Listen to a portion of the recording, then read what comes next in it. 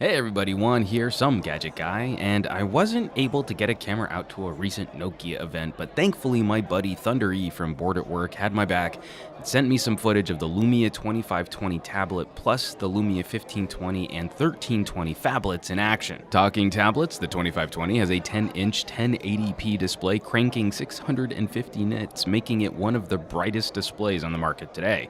It runs Windows RT 8.1, which might be a bummer for some, but I think the app situation will improve soon as Microsoft is aiming to merge Windows Phone and Windows RT in a future update. Once those platforms are sharing a store, Microsoft tablets will have a much more robust app selection. Performance looks very clean thanks to Qualcomm's Snapdragon 800 chipset.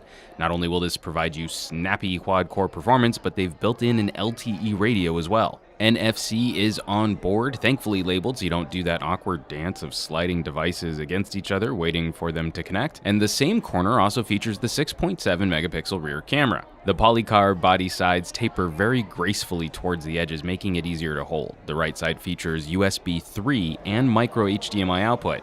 Certainly handy features for a consumer-grade tablet and should help the argument that this thing is good for productivity as well. I'm a huge fan of front-facing stereo speakers like on the HTC One and the Nexus 10, and the Lumia 2520 sports those as well. Knowing Nokia's commitment to multimedia hardware, I'm really looking forward to putting this tablet through my audio test. Nokia has been a driving source for improving the software and services on Windows Phone. The 2520 clearly shows the same commitment to developing cool apps for the Windows RT ecosystem. The wonderful Nokia camera app found on the Lumia 1020 is on board here as well, and paired with the f1.9 aperture lens demonstrates some pretty decent low-light capability. The tablet does a really good job of freezing movement and delivering a crisp shot in less than ideal conditions. Nokia Storyteller looks like it could be a fun solution for grouping and organizing shots, tracking your adventures and combining them with geo markers which fire up here maps. It's a very simple, live, tile-y experience and layout, which is appealing as the focus of a service like this should be the photos you take. And those here maps make this an interesting solution for mobile road warriors. LTE data is helpful, but you can also preload this up with offline maps of the entire country for turn-by-turn navigation and points of interest anywhere you go without the need for a data connection.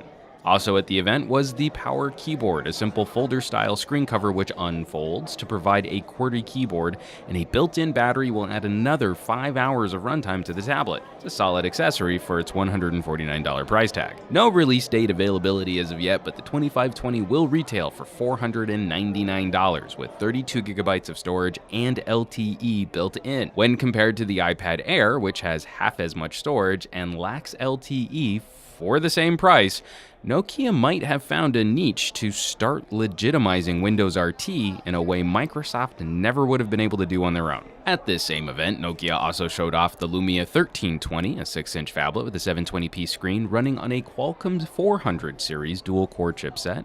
Aimed at developing markets, the 1320 carries 8 gigabytes of storage on board with a micro SD card slot for expansion and a 5-megapixel camera. While certainly not the most exciting handset in Nokia's lineup, the $339 price tag is certainly right for consumers wanting a big screen without all the bells and whistles. No word if this will ever come to the United States, but I think there could be a market for it if it did. But what you really want to see is the 1520, right? I know what you guys and gals want. Also featuring a 6-inch screen, but the first Windows Phone with a proper 1080p display and running Qualcomm's 800 series quad-core, this will catapult Windows Phone into cutting-edge Android territory. The PureView camera is a 20-megapixel shooter with Zeiss optics and optical image stabilization built in. It's good for about half the zoom range of the Lumia 1020, and there's no xenon flash on board, but dual LEDs should help get the job done in low-light conditions. 4 microphones flank the device, allowing for detailed stereo recording and advanced noise reduction, and you know I'm going to be excited to test that out. Unfortunately, the AT&T version of the 1520 will differ from the international version by excluding wireless charging and by cutting storage in half. Instead of 32 gigabytes of onboard storage, you'll start off with 16. There still is an SD card slot to expand by another 64 gigabytes. This means you'll probably just want to factor a memory card right into the price of the phone, as you can fill up 16 gig pretty quick these days, especially with a 20 megapixel camera on board. The 1520 is noticeably faster than the Lumia 1020 at opening the camera app. It's got significantly more horsepower than the 1020, and it's only dealing with half the megapixels. Using a 6-inch screen as a viewfinder is simply an audacious experience. Again, that combo of PureView sensor, optical image stabilization, and dual LED flash does a remarkable job of freezing movement and exposing your photos in really dark, low-light environments.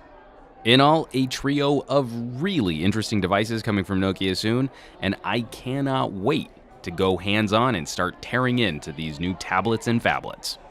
Major thanks to Bored at Work for helping me shoot this video. Definitely check out their channel on YouTube. As always, folks, thanks for watching, and I'll catch you all on the next video.